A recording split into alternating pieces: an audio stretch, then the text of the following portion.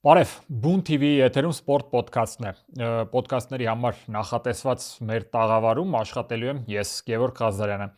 Այսօր հետաքրքիր ու առանձնացող թողարկում ունենք, ու չնայած նրան, որ շաբաթը հարուստ էր բազմաթիվ մարզական եւ սպորտային,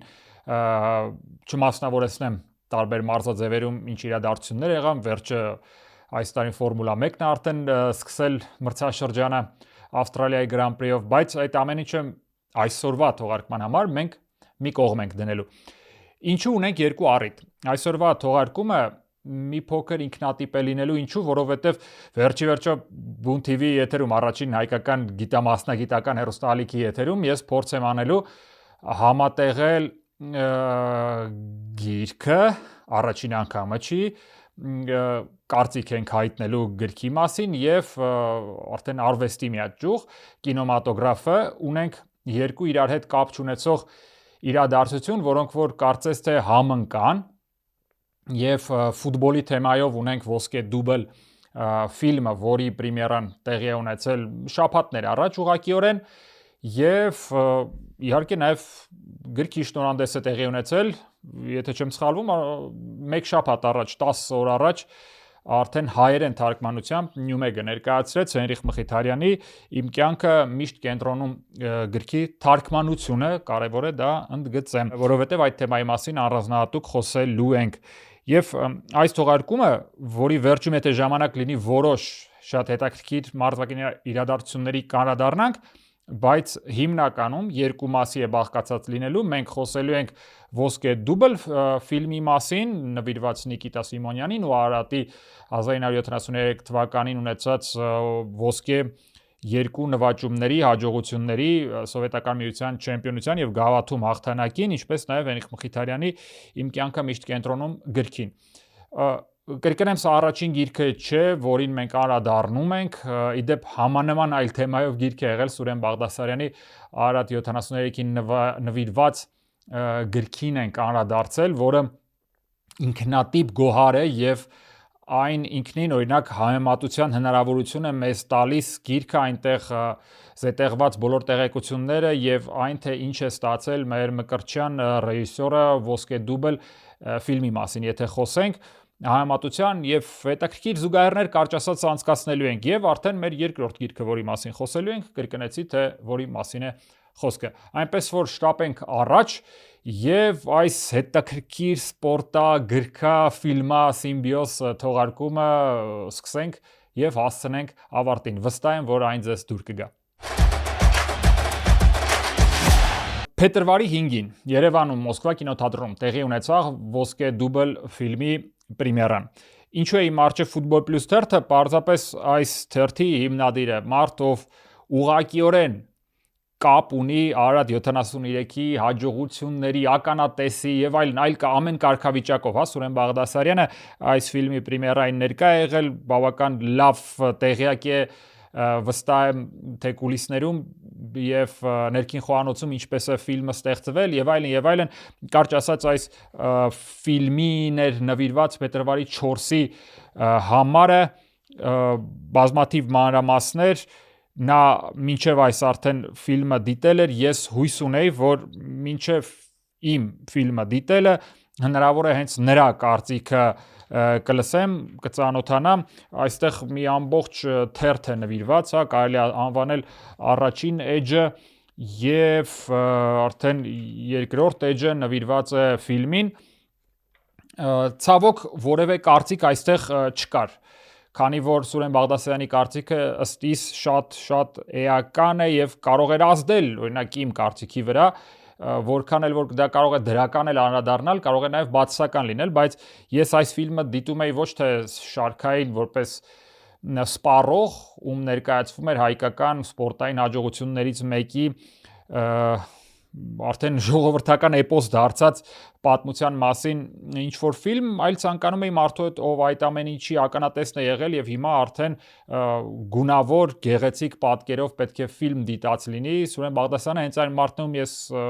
շատ հարգում եմ եւ նրա կարծիքի հետ հաշվի նստում։ Ցավոք կրկնում եմ, նրա կարծիքը այստեղ չկար։ Ստեղծագործական աշխատանքի մասին, ովքեր են ներքաշված եղել, որտեղից է եղել ֆինանսավորումը եւ այլն, նմանատիպ այլ հարցերի են նվիրված չնայած ամենայն դեպս այն տեքստը, որը իմ առջև հիմա այս սեղանին դրված է Football Plus-ի 1523-րդ համարում, ասել է թե ես ոչ թե ստիպված, այլ պարտավոր էի արդեն նայել առանց Սուրեն Բաղդասարյանի կարծիքի։ Իմ կարծիքը ոչ միանշանակ է։ Ճիշտն ասած, դրական է, եթե արձանագրենք, իհարկե հաճելի է, որ հայկական կինեմատոգրաֆը չնայած այստեղ սա ճակերտների մեջ պետք է վերցնել, որովհետև ֆինանսավորման ինչ-որ մի հատված մոտ 30 միլիոն ռուբլի Ռուսաստանի Դաշնության մշակույթի նախարարությունն է տվել, իհարկե ինքնին ֆիլմի բյուջեն 150 թե ինչքան միլիոն ռուսական ռուբլի է կազմել, այն ներառված է որպես ռուսական ֆիլմ արտադրության նմուշ օրինակ, այլ ոչ թե հայկական, այդուհանդերձ մեր իրականության մասին է, մեր հաջողությունների մասին է եւ եկեք հավասարապես թող մեր իրականությունը կիսի այս ֆիլմի լույս տեսնելը։ Իհարկե այդ իմաստով ֆիլմը դրական նվաճում է մեր իրականության համար, բայց մեծ հաշվով մեր մկրտչյան ռեժիսորի այս արած աշխատանքը ունի մեդալի երկրորդ կողմ շատ ավելի էական ու մեծ, որը հիմնականում ամենաերևացող կողմն է եւ շատերը անգամ երկրորդ երեսը չեն նայելու։ Որ կողմն է դա։ Որոշակի վերապահումներով, բայց կարող եմ ուղղակիորեն ասել, որ ֆիլմը դեմք չունի, որքան էլ որ այդ դեմքը պետք է որ միանշանակ լիներ, ահա Նիկիտա Սիմոնյանը, մարդ ով որ ապրել է մի կյանք, ում իդեպ ում կյանքի մասին մենք առանձին թողարկում ունեցել ենք, ցավոք սրտի նա այս ֆիլմը չտեսավ եւ Նիկիտա Սիմոնյանը մինչեւ ֆիլմի պրեմիերան մահացել էր ցավոք սրտի գեղարվեստական ֆիլմի տեսանկյունից իր մասին, իր կենսագործունեության մի էջի մասին պատմող այս կարևոր շրջափուլի մասին ֆիլմը նա չկարողացավ տեսնել։ Չգիտեմ, կարող է ինչ-որ մի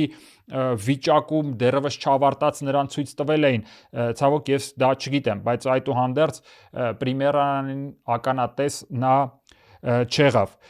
Վստահ եմ, որ նրան Եգոր Բերոևի նրա դերը կատարում է Եգոր Բերոևը, խաղը կարծում եմ դուր կգար։ Գոնե այս մասում ես կասկած չունեմ։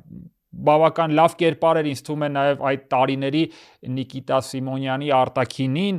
նրա շարժ ու ձևին, որքան որ կինոխրոնիկայի կադրերը վավերագրական մեզ ցույց են տալիս հասկանալ, պատկերացնել, թե ինչպիսին է եղել Նիկիտա Սիմոնյանը եւ Եգոր Բերոևը այդ դերը շատ լավ է տանում։ Հիմա գլոբալ մեծ խնդիրը այդ սցենարային գծի բացակայությունն է որ իմաստով, որ կրկնում եմ, եթե դուք իսկ ես բավականին լավ ծանոթ եմ, թե ինչ են գրել մամուլում, ինչպիսի իրականությունում էր աշխատում Նիկիտա Սիմոնյանը, այդ մասին շատ է խոսվեգրվել, նաև ձեռքի տակ արդեն այս նաև ֆիլմի հեղինակները ունեին Սուրեն Բաղդասարյանի այդ շատ կարևոր գիրքը։ Հիմա որքանով է այն օգնել, ես չգիտեմ, ինձ մոտ տպավորություն է, որ այդքան էլ չի օգնել եւ նրանք ինքնուրույն են գնացել այդ ճանապարհով։ Նրանք հորինել են ֆիլմում կերպարների, որոնք կարծես թե պետք է ֆիլմը ամբողջացնեին, բայց դրա փոխարեն սցենարային գծի փոխարեն մենք ունենք մի ֆիլմ, որը բաղկացած է կտորներից, հիմնականում նոստալգիկ պաթոսային կտորներից, որոնք որ պատմում են սովետի կյանքի պարզ մարդկային հաճելի կողմերի մասին։ Այսինքն ինքը ներդիր է մի փոքրիկ հատված, թե ինչպես էին ապրում բակերում, մի փոքրիկ հատված է, թե ինչպես էր կառավարվում երկիրը, մի փոքրիկ կլիպ է այն մասին, թե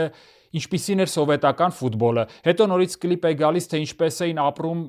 Հայաստանում եւ ինչպես հարևանություն անում սովետական տարիներին։ Ես այսպես շարունակ, իդեպ այն աստիճանի է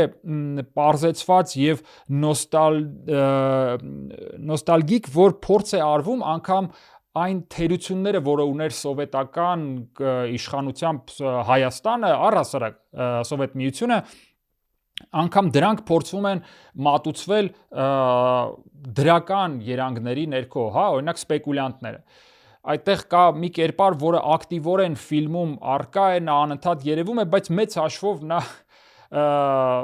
դրամատուրգիայի վրա առասարակ չի ազդում, նա սցենարային գծի վրա ազդեցություն չունի, բայց նա արկա է ամբողջ ֆիլմում։ Հիմա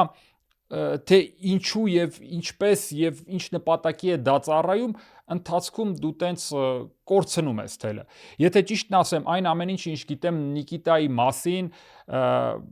թե ինչպես է նա եկել հարմարվել մեր իրականությանը, ֆիլմում այնինչ փորձվում է մատուցվել, այդքան էլ իրականությանը նման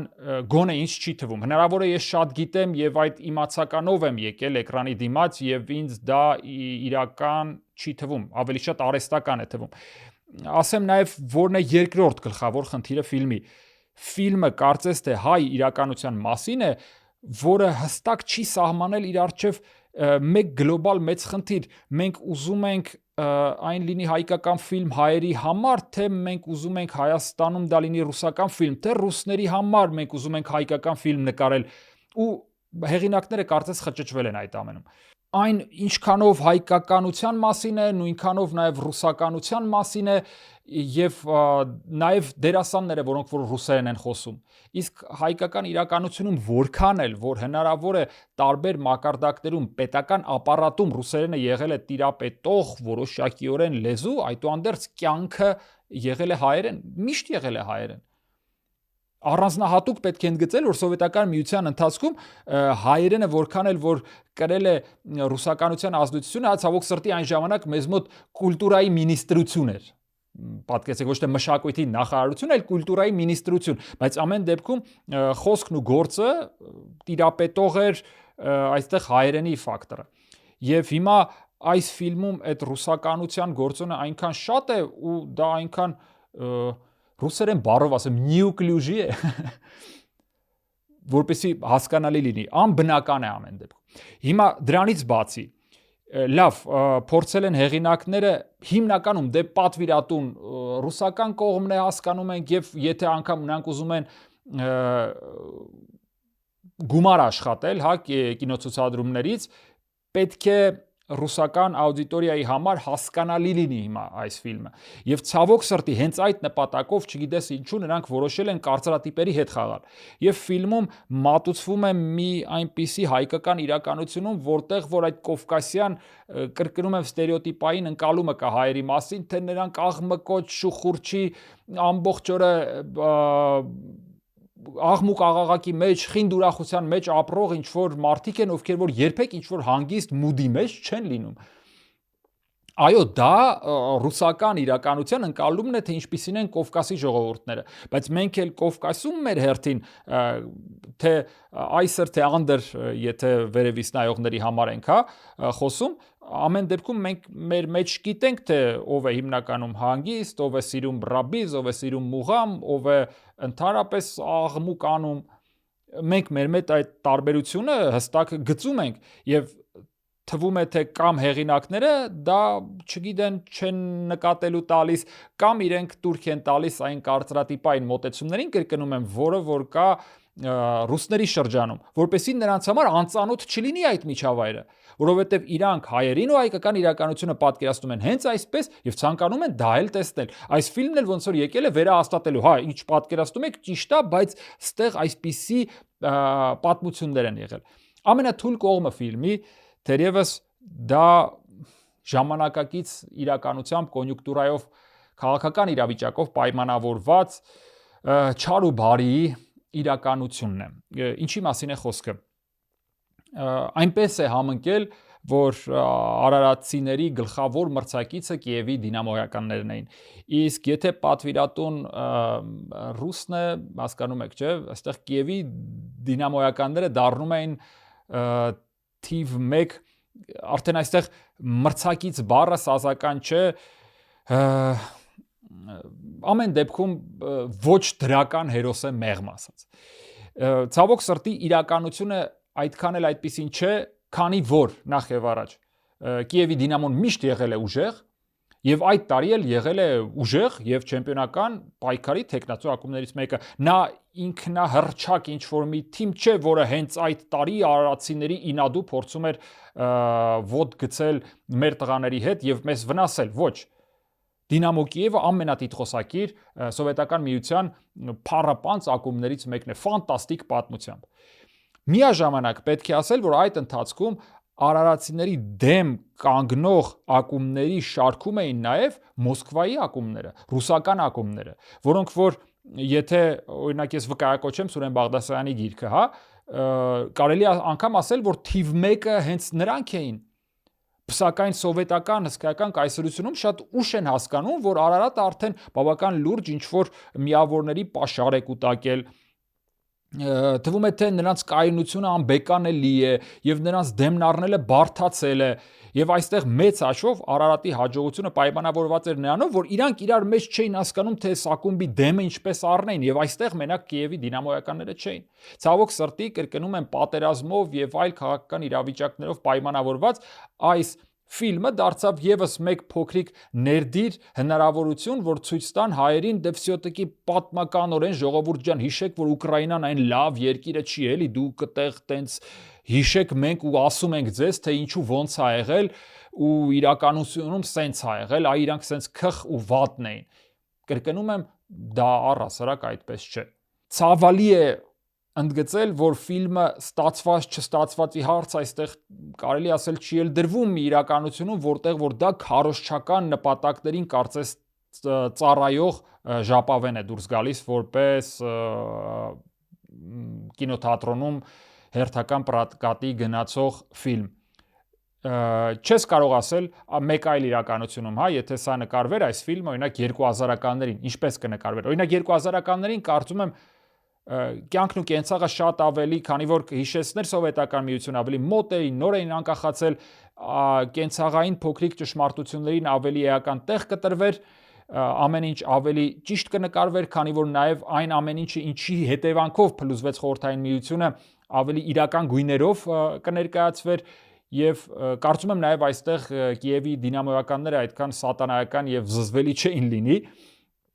Եվ արդարության համար պետք է ասենք, որ ֆուտբոլը եւ սպորտը որքան էլ մոտ է քաղաքականությանը, այդքան էլ հեռու է։ Հիմա դրա հետ միաժամանակ այն ամենը, ինչ ես ասեցի, ցանկություն ունի համեմատվելու։ Վերջին շրջանում սպորտի մասին ռուսական կինեմատոգրաֆը բազմաթիվ ֆիլմեր է նկարում, կարող եք վստահ եմ արդեն շատերը օգտվում եք EV-ից, Կինոպոիսկից, հա, այնտեղ բազմաթիվ են ֆիլմերը, որոնք որ առաջարկում է, նայեք, դիտեք Լև Յաշինի կյանքից սկսած ամենահայտնի հոկեյիստներով բասկետբոլային հաջողության մասին խորհրդային միության եւ այլն եւ այլն։ Եվ բոլոր այս ֆիլմերը մեծ հաշվով շատ անդուր քաղաքական եւ քաղաքական պատվեր հիշեցնող քարոզչական ֆիլմեր են, ցավոք սրտի։ Իսկ իրանք որպես այդպիսին այդ պատմությունները էական ու շատ կարեւոր են։ Շատ կարևոր այն տեսանկյունից, թե ինչպես էր խորհրդային միությունում սահմանափակումների պայմաններում պարզ մարդիկ ցանկանում մեծ հաջողությունների հասնել։ Չէ՞ որ խորհրդային միությունը դա անհատների մասին պետություն չէր, նա ամեն ինչ նայում էր թմային, համատեղ, միասին, գլոբալ մեր մրցակիցներին, մեր հաջողությունները ցույց տալու պրիզմայով։ Եվ այդ տեսանկյունից մարդիկ, ովքեր որ կարողանում էին առօրյա իրականությունից պոկվել եւ հասնել ինչ-որ նվաճման, նրանք դա անում էին ի հեճուկս, որովհետև բոլոր կողմերից շրջապատված էին խնդիրներով եւ այդ իրականությունը այստեղ առհասարակ չի ներկայացվում։ Ցավոք սրտի նաեւ որոշակիորեն հայկական իրականությունից բխող այս ֆիլմը, որ ենթադրում էր ինչ որ չափով մեր մասնիկի կորիզի ներդրումը, այստեղ ես չտեսա։ Որպես հետգրություն կցանկանամ այլ ֆիլմեր վկայակոչել, բայց դա այս իրավիճակում ոչինչ չի փոխելու, հա։ Այնպես չէ, որ շատ են նկարվում սպորտային կյանքի մասին ինչ-որ ֆիլմեր, վերջինը, որ մտքովս անցնում է, իհարկե ավտոմոտոսպորտին է վերաբերվում, նա մի քիչ այլ նպատակներ ուներ F1-ը, երևի թե ճիշտ կլինի, օրինակ Ուիլյամս Քույրերի մասին ֆիլմը բերել որպես լավ ֆիլմի օրինակ, դրանից առաջ էլ կարծում եմ շատերը օրինակ գիտեք, ովքեր որ ֆուտբոլ սիրում են, Վեսթ Հեմի եւ Միլվոլի երկրպագուների մասին, Էլայջա Վուդը շատ լավ այդտեղ իր դերը կատարում է, ֆիլմ, որը որ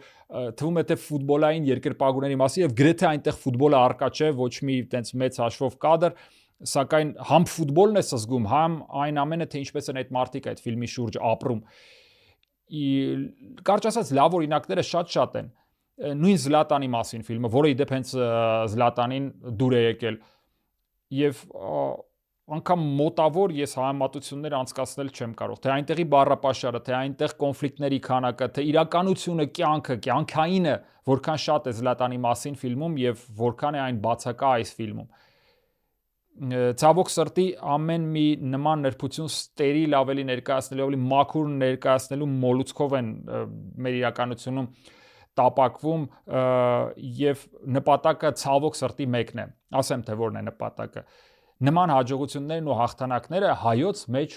սովորություն կա ներկայացնելու որպես առասպելական ձեռքբերում, այսինքն Նիկիտա Սիմոնյանը ինչ որ հեռավոր աշխարհից որպես մեծ հերոս, կիսաստված եկավ մեր իրականություն, այդքան էլ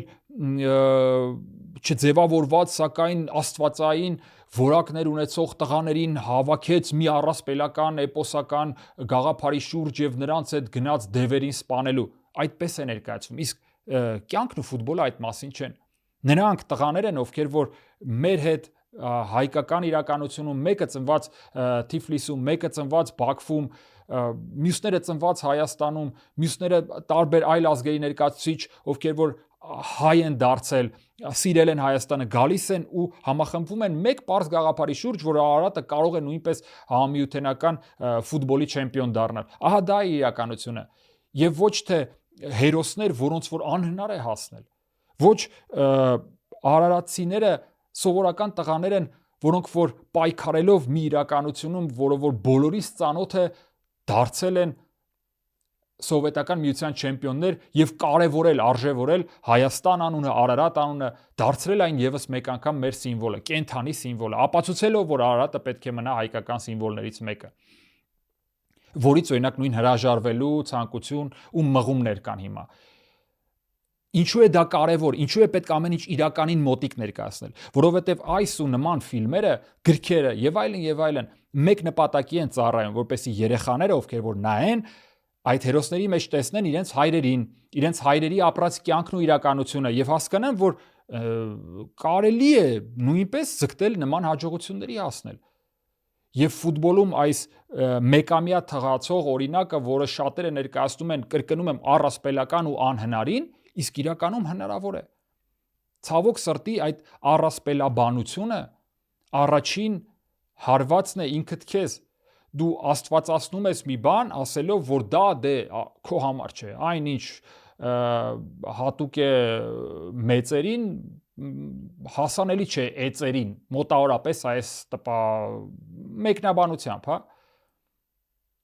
Բայց ոչ, այդ մարդիկ, կրկնում եմ, արդեն որորդ անգամ հայ մարդիկ են, հայկական իրականության ծնունդներ, որոնց համախմբել է ֆուտբոլ սիրված խաղը, մասսայական խաղը, եւ նրանք հասել են հաջողության։ Եվ այն պետք է լինի ձեռնարկ մեր մյուս սերունդների, մյուս ակումբների, հավաքականների համար, որոնք որ պետք է ասեն, անհնարինը հնարավոր է։ Այս ֆիլմը ցավոք սրտի այդ հարցի պատասխանը չի տալիս, այն լավ, բայց չկայացած փորձ է։ Գոնե ըստիս։ Ֆիլմի հատվածը ավարտեցինք, հիմա կատարենք քայլ առաջ եւ խոսենք արդեն Հենրիխ Մխիթարյանի գրքի մասին։ Ֆիլմի մասը ավարտեցինք, հիմա արդեն վերադառնանք մեր ժամանակներ, մեզ ավելի մոտ, մեզ ավելի հարազատ, մեր արջքի առջև խաղացող Հենրիխ Մխիթարյանին։ Ալեսանդրո Ալչատոյի հետ գրված ինքնակենսագրականը «Իմ կյանքը միշտ կենտրոնում» նպատակ ունի պատմելու Հենրիխ Մխիթարյանի կյանքի ուղու մասին, ինչպես ինքն է ասում, վճռական նվիրումի ուղի է դա եղել։ Հետաքրքիր է մեկ բան, գիտեք, Հենրիխ Մխիթարյանի անցած ճանապարհը փաստացի հիմա շարունակվում է։ Օրեր առաջ, հանգստյան օրերին, նա խաղում էր Միլանի դեմ։ Հերթական ապացույցը նրա, որ մեր իրականությունից տղան գնացել է Եվրոպա Դերբի դե լա Մադոնինայի հերթական մի սերիայի մասնակցելու։ Նա ֆանտաստիկ հնարավորություն ուներ գոլի եղինակ դառնալու, ցավոք չստացվեց, եւ այս ու նման հաջողությունները շարունակում են կերտել այն կերպարը, որը այդպես էլ մեզ հայտնի է։ Իսկ այդ կերպարը կրկնում եմ, օրինակ ի տարբերություն այս ֆիլմի, մեր իրականությունից պոկված տղա է, ով ներկայացնում է հենց մեզ։ Մենք ուրախանում ենք, որ նա պարզ է, շիտակ է, որ նա խոսում է տարբեր լեզուներով, ինչպես շատ հայերս։ Մենք գիտենք նվազագույնը հայերեն, կարողանում ենք բացատրվել, խոսել ռուսերենով, շատերը կարողացել են երրորդ լեզու ձեռք բերել, անգլերեն են խոսում, եւ դա մեր ինտերնացիոնալ ազգի մանրակերտներից մեկն է։ Եվ Հենրիխը դրա ապացույցներից մեկն է, նա բազմաթիվ լեզուներով խոսում է։ Իսկ ինչու է այդպես։ Հենց այդ պատճառներից մեկը թաքնված է գրքում, որը գրված է երևի թե հենց նպատակ ունի գրված լինելու ոչ հայերի համար։ Բացատրում է հաճախ, թե ինչու օրինակ չի կարող նկարվել Turkish Airways-ի գովազդում, որովհետև այնտեղ տեղի ունեցել ցեղասպանություն, հայերը հիշում են 1915 թվականը եւ այլն։ Այսպես շարունակ կետ առ կետ շատ հակիրճ ներկայացվում է այն, թե ինչ է իրենից ներկայացնում հայ մարդը եվրոպացու աչքերով։ Կրկնում եմ, որ ամենահաճելին է այդ ստավկեք կոչվածը փոքրիկ ինֆո կտորները շատ կարճ են եւ շատ լակոնիկ, այսինքն այնտեղ 3 էջ չեն պատմում, թե ինչպես հայերին Սեբաստիայից եւ Էրզրումից ստանում էին տարբեր վիլայեթներից ստանում էին դերձոր։ Ոչ, դա շատ կարեւոր է եւ պետք է ընդգծել, որ դա նուրբ եւ լավ է արված։ Այս գիրքը ցավալի մի կողմ ունի։ Կասեք իմ ամեն ինչից դժգոհ եմ։ Չէ, կարծում եմ սա կհասկանաք ինչի մասին է։ Գիրքը գրվել է հայ մարդու կողմից իտալացու համահեղինակությամբ, երևի թե որպեսի իտալախոս եւ իտալական ֆուտբոլ սիրող աուդիտորիային ավելի հաճելի լինի, եւ փաստացի գրվել է իտալերեն եւ հետո նոր միայն Նյումեգի կողմից թարգմանվել հայերեն։ Արդյոք դա կարող էր խնդիրների մեջ թաքցնել, այո։ Քանի որ այն, ինչը իտալական ձևակերպումների տեսանկյունից, իտալական իրականության տեսանկյունից պարզ ճշմարտություն է, հասկանալի ձևակերպում, էմոցիոնալ ֆոնի նկարագիր, հայ մարդու համար տեղ-տեղ թվում է չափից դուրս պարզունակ, տեղ-տեղ չափից դուրս կարևորություն է ինչ-որ մի բանին տրվում,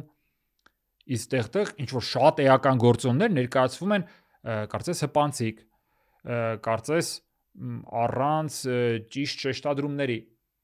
Ֆուտբոլում կոնֆլիկտները անկախտելի մաս են կազմում իրականության։ Ամեն օր դու խաղացիր, դու գնում ես հանդերձարան, ու հնարավոր է հանդերձարանում խաղանկերներիցդ մեկը, մարշչական շտաբից ինչ-որ մեկը, ադմինիստրատիվ շտաբից ինչ-որ մեկը, ղեկավար կազմից ինչ-որ մեկը կարող է գալ մի բան ասել։ Իդեպ նման կոնֆլիկտներն այստեղ առկա են։ Նկարագիրը տրված է, բայց այստեղ գալիս է հենց այդ շատ սպეციფიկ գործոնը, երբ կոնֆլիկտը ներկայացվում է շատ զուսպ, գեղեցիկ շարադրված, ինչպես գեղարվեստական գրքում։ Ես տեսել եմ Հենրիխին, նա երբեք կոնֆլիկտային մարդ չի եղել բառապաշարի տեսանկյունից, հա, նա երբեք կոնֆլիկտման չի եկել, չի փնտրել նպատակային, այլ գնալու եմ, նմանները շատ են համաշխարհային ֆուտբոլում, հա, մարդիկ ովքեր որ պարբերաբար շուրթերը ծածկում են, փորձում են հայոյել մեկին, որ չերևա եւ այլն, բայց Հենրիխը շատ համեստ է, բայց մենք նրան նաեւ կատաղած ենք տեսել։ Եվ ոչ մեկ անգամ մենք տեսել ենք, որ նա կարող է բղավել, կարող է պահանջել, կարող է գնալ ասել, թե ինչու այսպես, այլ ոչ թե այնպես, եւ հաճախ նման կոնֆլիկտները եւ նման իրավիճակները ներկայացվում են շատ պարզ ու գրական։ Լավ, դա այական չէ։ Ես ավելի շատ հնարավոր է իմ նախորդ ինքնակենսագրական գրքերից էր ընկալումը, որ հայ ֆուտբոլիստի ինքնակենսագրականը եւս նման նկարագրերով հարուստ է լինելու։ Եթե ձեզ համար սա առաջին ինքնակենսագրականն է, հավատացնում եմ դրանից հետո շատ դժվար կլինի ձեզ օրինակ ոչ թե կարդալ, այլ համեմատել անգամ որպես մեմուարներ ինքնակենսագրական աշխատություններ այլ ֆուտբոլիստների նմանատիպ գործերը։ Հենց Զլատան Իբրահիմովիչի Ես Զլատանն եմ, Ալեքս Ֆերգյուսոնինը եւ այլն, նաեւ Ժոզե Մորինյոյինը։ Ես չեմ ասի, որ շատ ինքնակենսագրական գրքեր եմ կարդացել, որոնք հեղինակել են հենց իրենք ֆուտբոլիստները։ Նմանները ես որքան կարողացա հիշել, մարզիչ, ֆուտբոլիստ եւ այլն 9 են եղել, սա փաստացի 10-րդն է ստացվում է։ Բայց ունեմ այդ բեքգրաունդը, որը համեմատությունների մեջ է դնում։ Եվ սա իրոք տարբերվում է, որը կրկնում եմ մի տեսակ գեղարվեստականություն է իր մեջ պարունակում եւ ցավոք սրտի մի լեզվի կրողից մեկ այլ լեզվով գրված լինելու եւ հետո նորից վերադարձ 180 աստիճան կրկին վերադարձ նույն կետին, ստացվում է 360 պտույտ, բայց երբ տեքստը գնում է մի աշխարհ, այնտեղից մեկ այլ մարդու կողմից վերադառնում նորից նախնական կետին։ Նաև ֆուտբոլային իմաստով տերմինաբանության եւ առօրյա խոսակցական տեքստերի հատվածն է, որ ինձ թվում է մի տեսակ անբնական։ Օրինակ միտեղ կա, որ տեքստը շատ սահուն գնում է եւ Հենրիկ Մխիթարյանը պատմում է, թե ինչպես է նա սովորել մի քանի առօրյա ֆրազներ, ինչու ընդգծեցի այդ ֆրազների գործոնը։ Դա բառ է, որը գրքի մեջ օգտագործվել է։ Եվ այս օրինակը ցանկանում եմ բերել, թե ինչու եմ փոքրիկ կոնֆլիկտ տեսնում դրա մեջ, հա։ Եվ մեկ այլ տեղում ընդգծվում է, որ ես խաղացի եւ մի կողմ դրեցի, ուղիղ մեջբերում չեմ հավակնում ասելու, բարձրապես բառն եմ ուզում ու բառակապակցությունը շեշտել, գամասեղներով կոշիկները դրեցի մի կողմ։ Շատերը, ովքեր որ հայերենի իմացության տեսանկյունից թերանում են, երիտասարդներ, որոնք որ այդքան խորապես, ինչպես օրինակ իմ սերունդը չի սովորել հայերեն, կարծում եմ մեղմ ասած խնդիր է այստեղ ունենալու հասկանալու, թե ինչ է գամասեղներով կոշիկը, որովհետև եթե զուտ տերմինաբանության եւ իր ինչ լինելիության տեսանկյունից ենք մոտենում, ապա լեռնագնացների կոշիկները հատուկ, որոնք որ հագնում են ժայռամագլցման համար, սառույցների վրա,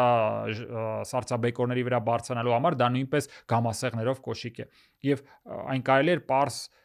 ֆուտբոլային մարզակոշիկով սահմանափակվել,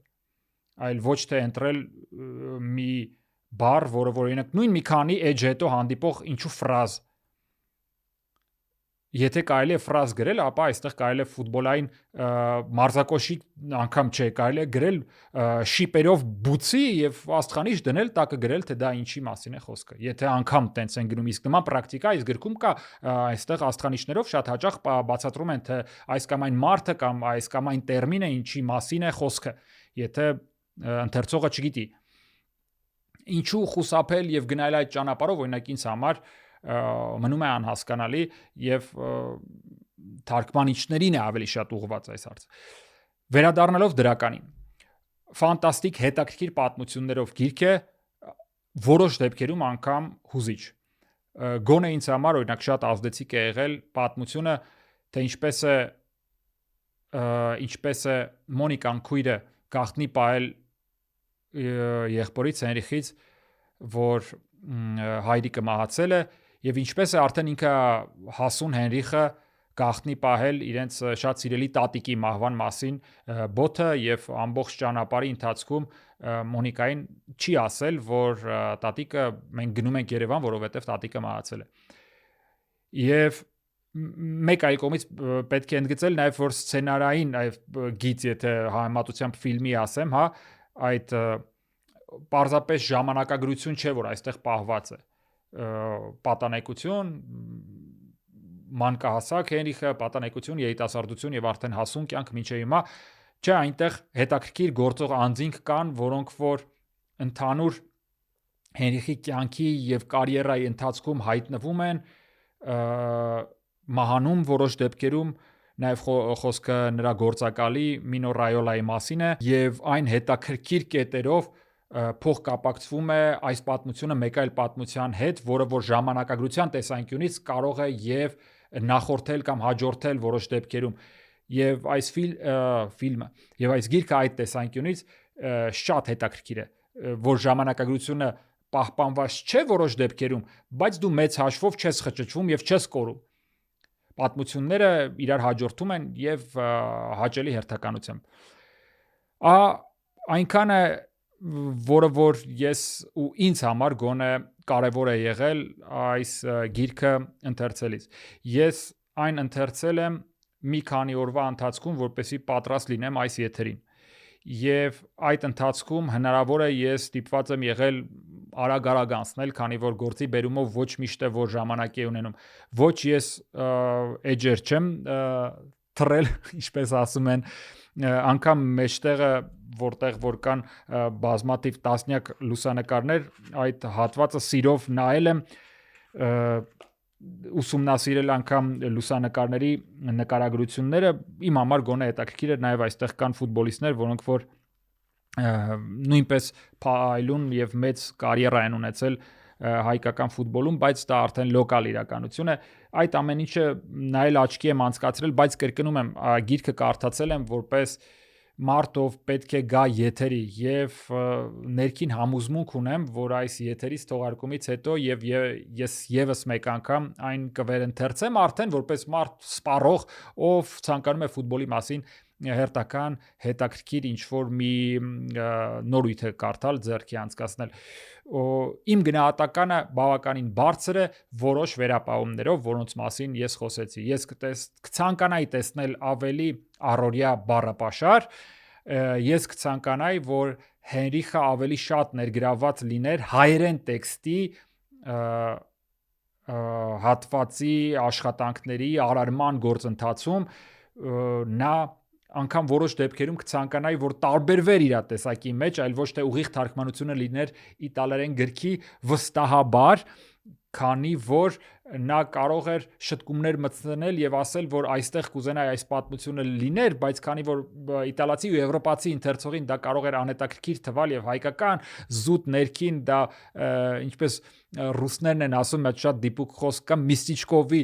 ֆուտբոլային ինչ որ նրբերանգներ են, դա բաց ենք թողել, բայց կարծում եմ, որ դա հայերեն տարբերակը, հայկական ընթերցասեր հանրության համար նախատեսված այս գիրքը ել ավելի արժեք կտար։ Ցավոք սրտի սա պարզ թարգմանություն է։ Կրկնում եմ, որին կան որոշ հարցեր։ Երևի թե այսքանը։ Հուսամ ստացվեց այս թողարկման ընթացքում խոսել ֆիլմի մասին եւ գրքի մասին։ Թե ֆիլմը, թե գիրքը, իհարկե ես խորհուրդ եմ տալի դիտել եւ կարդալ, քանի որ իմ կարծիքը միանշանակ օբյեկտիվ լինել չի կարող, բոլոր կարծիքները սուբյեկտիվ են եւ վստահ եմ, որ շատերին կարող է ֆիլմն էլ դուր գալ, կրկնում եմ, ինքնին նման ֆիլմի գոյությունը արդեն իսկ լավ չափորոշիչ է, նշաձող մեկ այլ նմանատիպ ֆիլմի, նմանատիպ գաղափարի համար նկարելու ավելի լավ է պարզապես։ Իսկ Հենրիխ Մխիթարյանի ինքնակենսագրականը լավագույն ձեռնարկն է հասկանալու, որ կան պատմություններ, որոնք որ ունեն արժեք, նրանք պետք է ներկայանան կենցաղային գոնե ըստիս, այլ ոչ թե մի քիչ ավելի վերամբարձ հայերենով։ Ահա եւ այդ տեսանկյունից ես կարող եմ արձանագրել, որ Հենրիխ Մխիթարյանի իմ կյանքը միշտ կենտրոնում գործը իրոք ստացված գիրք է եւ հնարավոր է այն դառնա շատ երեխաների, պատանիների ու երիտասարդների սեղանի գիրքը, հատկապես եթե նրանք ցանկանում են ֆուտբոլիստ դառնալ։ Ինչպես եւ ես խոստացա այս թողարկման սկզբում, եթե ժամանակի մեջ մենք տեղավորվենք, իսկ մենք տեղավորվեցինք, մի փոքր էլ անդրադարձ կատարենք մեր տեղական իրադարձություններին, գոնե մեկին մենք պետք է անդրադառնանք, քանի որ եթե ոչ ամբողջությամբ մենք ամեն մի խաղ կդիտարկենք, ես պարզապես ցանկանում եմ ասել, որ իմ գոնե կողմից շատ սիրված Հայաստանի ֆուտբոլի ներքին առաջնությունը Fastex Premier League-ան վերադարձավ դժվարություններով, եղանակային պայմանները, ինչպես ասում են, մարդուն հանգիստ չեն տալիս եւ անընդհատ ձյուն, քամի, թվում է թե արդեն գարուն է եկել, բայց նորից տեղումներ եւ այլն եւ շատ հանդիպումներ չեղարկվեցին, մի ամբողջ տուր չեղարկվեց, հետո որոշ հանդիպումներ ստիպված եղան դաշտի տերերը անցկացնելու արհեստական խոտածածկի վրա եւ այլն։ Տեղի ունեցան նաեւ գավաթի խաղարկության հանդիպումներ։ Եվ այդ բոլոր, կրկնում եմ, դիմակայություններին այսօր մենք չենք հասցնի ուշադրության կենտրոնում պահել եւ անդրադառնալ, դրանցից մեկին առանձնահատուկ ցանկանայի ուշադրությունը ձեր հրավիրել, խոսքը Քահորդ եզրափակիչ գավաթի խաղարկության քահորդ եզրափակիչ դիմակայություններից մեկի մասին է, մասնավորապես այդպես է դասավորվել վիճակականության արդյունքում, որ առաջին խումբը ներկայացնող երկու թիմեր, Սյունիքը եւ Անդրանիկը, միմյանց դեմ են դուրս եկել քահորդ եզրափակիչում, երկու խաղից կազմված դիմակայության առաջին խաղը ավարտվեց 0-0 հաշվով եւ Կապանում տեղի ունեցած այդ հանդիպման ընթացքում առաջին խումբը ներկայացնող երկու թիմերից եւ ոչ մեկը չկարողացավ աչքի ընկնել, այնպես որ դիմակայության հարցը լուծվելու է դիմակայության երկրորդ խաղի ընթացքում։ Ինչու է այն կարևոր, քանի որ ստացվում է անպայման մեկ թիմ կիսաեզրափակչում լինելու է առաջին խմբից։ Եվ կիսաեզրափակիչն էլ արդեն այն ստատուսն ունի, երբ շատերը նայելու են ու ծանոթանալու են այդ տեսանկյունից ինքը ինքնատիպ եւ հետաքրքիր խաղ է, բոլոր նրանց համար, ովքեր որ հայկական ֆուտբոլը այդ աստիճան սիրում են, կարող են նայել, հասկանալ, թե ով է մրցելու, արդեն մենք տեսնելու ենք Պրեմիեր լիգայի, Fastex Պրեմիեր լիգայի մեծության ակումբներ եւ առաջին խմբի ինչ որ թիմ կամ Սյունիքը կամ Անդրանիկը, ով փորձելու է մրցակցությունը ապահովել, արդեն կրկնում եմ կիսաեզրափակում, իսկ դա քիչ բան չէ, եւ դա այն դեպքում, երբ առաջին խմբում կա հեգեմոն մի ակումբ, որը մեծ հաշվով, չեմ ուզում ասել միանշանակ իր տեղը ապահովել է գալիք մրցաշրջանի Պրեմիեր լիգայում, ոչ, բայց Սարդարապատը կարծես թե այստեղ առանձնահատուկ ուժեղ ակումբ է երևում, նրա կարգավիճակը մի տեսակ դժվարությամբ հիմա կարող ենք կասկածի տակ դնել, բայց թվում է թե նա հենց առաջին հորիզոնականում կավարտի եւ այդ տեսանկյունից եւս մեկ հետաքրքրություն, քանի որ այս ակումբները Սյունիքը արդեն մի քանի տարի պարբերաբար պայքարում է առաջին խմբում առաջին հորիզոնականի համար, սակայն նրանց մոտ չի ստացվում եւ գավաթի խաղարկությունը հենց այն միջավայրն է դառնում, երբ Անդրանիկը, որ լավագույն հնգյակում է ընթանում, հնարավորություն կունենան մրցելու եւ իրենց ուժերը չափելու հենց արդեն Պրեմիեր լիգայի ակումբների հետ։ Այդ տեսանկյունից կրկնում եմ, դա շատ հետաքրքիր է։ Եվս մեկ կարևոր արդյունքի մասին Պրեմիեր լիգայի մրցաշարային աղյուսակի տեսանկյունից պայքարը ել ավելի է սրվում, քանի որ Ալաշկերտը 17-րդ տուրի իր խաղն անցկացրեց եւ հանրապետական մարզադաշտը ընդունեց այդ դիմակայությունը եւ ալաշկերտցիները երկրորդ խաղակեսում խփած միակ գնդակի շնորհիվ կարողացան փաստացի առաջատարին Արարատ Արմենիային հաղթել, դա ել ավելի է լարում իրավիճակը մրցաշարային աղյուսակում եւ հետաքրքրում մեր առաջնությունը շատերով որ կասկածամիտ են, թե արդյոք այն հետաքրքիր է, թե պարզապես վերջին տուրերին կարելի է գնալ, ոչ շատ լարված ու հետաքրքիր դիմակայություններ են առջևում սպասվում, պետք է ասել, որ իրավիճակը կտրուկ կարող է փոխվել ամեն տուրից հետո, նույն Արարատը, որը կարողացավ երկար տևական դադարից հետո նաև հաղթանակ տոնել, այդ գործոնն էլ պետք է ընդգծել, այնպես որ հետնապահներ, միջին հատվածի թիմեր եւ առաջատարներ այս դիմակայության շրջանակներում Հայաստանի առաջնությունը չպետք է դիտարկել, այն իրապես շատ հետաքրքիր հատված է տեղակողել։ Թերևս այսքանը այս շաբաթվա թողարկման համար դիտեք եւ բաց մի թողեք Sport Podcast Թեթանոսի հետի թե այս թողարկումը եւ թե գալիք թողարկումները, իսկ բոլոր նրանք եթե նախկին թողարկումները չեն դիտել, ես հիշեցնեմ, որ այնտեղ մենք շատ հետաքրքիր թողարկումներ ունենք թե Նիկիտա Սիմոնյանի ցավոք սրտի մահվան օրը առիթ հանդիսացավ, որ ես վերհիշեմ նրա հետ ունեցած իմ հպանցիկ կապերը, նրա հետ հեռախոսազրույցը, նաև բոլոր նրանց ովքեր որ գրքասեր են Սուրեն Բաղդասարյանի Արարատ 73-ին նվիրված շատ գլուխգործոց աշխատության մասին ենք անդրադարձել, ես այդ թողարկումների լինքերը կխնդրեմ իմ գործընկերներին անպայման նկարագրի մեջ կցեն։ Այս շաբաթվա համար այսքանը, կհանդիպենք գալիք երեքշաբթի։